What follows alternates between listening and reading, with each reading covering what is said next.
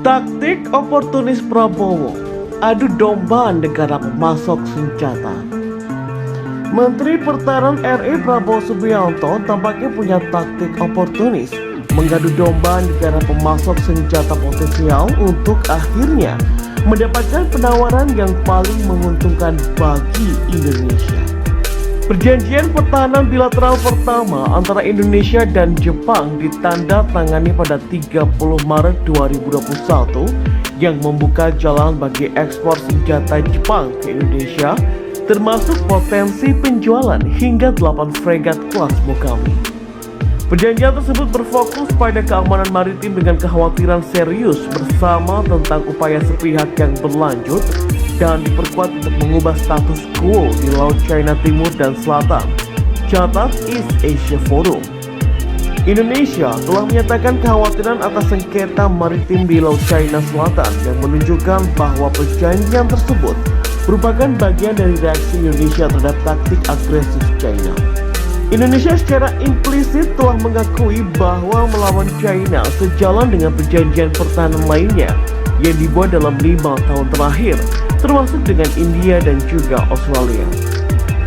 Kesepakatan dengan Jepang menunjukkan upaya lain Indonesia untuk membangun pertahanan maritim melawan China. Sama seperti perjanjian sebelumnya, bagaimanapun kekhawatiran atas China mungkin bukan satu-satunya pendorong. Perjanjian tersebut merupakan pengubah permainan bagi Jepang karena menandakan penjualan senjata pertama dalam skala ini setelah melonggarkan interpretasi konstitusionalnya mengenai ekspor senjata pada 2014. Perjanjian tersebut bukanlah kasus yang pertama penjualan senjata Jepang ke Indonesia.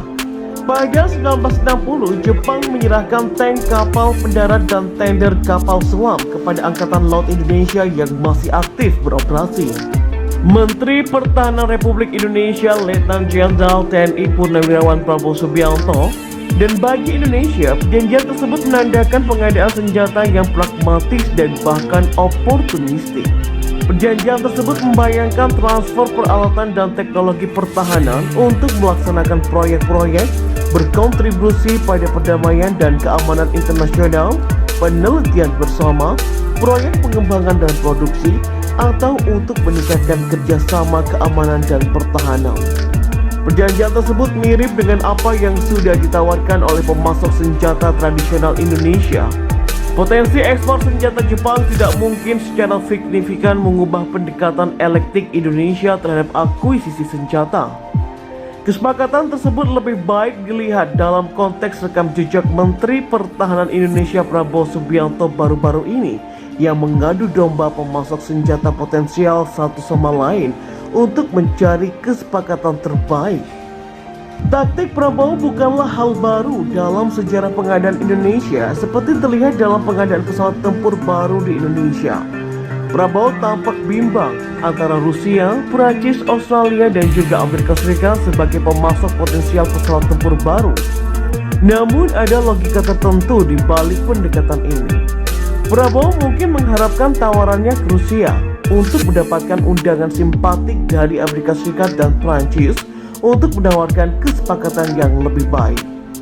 Sementara itu, kesepakatannya dengan Amerika Serikat dan mitra barat lainnya mungkin mendorong Rusia untuk mengajukan tawaran kontrak pada sistem senjata lain dan didukung oleh rencananya untuk menghabiskan lebih dari 1.700 T untuk pengadaan senjata pada 2044. Prabowo mungkin mengharapkan perjanjian pertahanan dengan Jepang akan mendorong pemasok senjata Indonesia lainnya untuk menawarkan kesepakatan yang lebih kompetitif, termasuk transfer teknologi untuk mendukung industri senjata Indonesia. Saat ini, Kementerian Pertahanan Indonesia sedang memilih penerus dari 2 fregat kelas Marta Dinata yang dirancang oleh Belanda, tambahan paling canggih untuk armada Indonesia. Prabowo mungkin juga menggunakan perjanjian pertahanan untuk menekan Belanda agar mendapatkan persyaratan yang lebih baik jika mereka ingin melihat pengadaan lebih banyak fregat kelas Marta Dinata.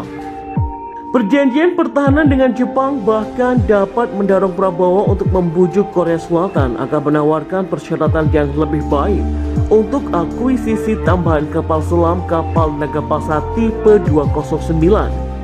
Tenggelamnya kapal selam Nanggala 402 Indonesia baru-baru ini yang telah diperbarui di Korea Selatan pada tahun 2012 telah mendapatkan pengadaan Angkatan Laut Indonesia dan transfer teknologi dari Korea Selatan di bawah pengawasan. Jika bukan karena kapal selam, mungkin persyaratan yang lebih baik dapat dinegosiasikan dengan Korea Selatan untuk penjualan pesawat tempur generasi 4,5 KFX atau IFX. Pada 10 Juni 2021 lalu, Indonesia menandatangani kontrak untuk membeli 6 kapal fregat kelas Bergamini dan 2 kapal bekas kelas Maestrale dari Italia. Selain Bergamini Italia, Indonesia juga telah mengincar desain Iverhitsfeld Denmark dan juga Arrowhead 140 Inggris dari Babcock International. Yang memandu pendekatan ini adalah keyakinan bahwa Indonesia dapat secara oportunis beralih pada satu negara pemasok melawan negara lain, dimanapun kesepakatan itu tampak lebih manis. Penjualan fregat kelas Mogami akan mengkonfirmasi penambahan Jepang ke daftar pemasok senjata Indonesia saat ini, kata East Asia Forum.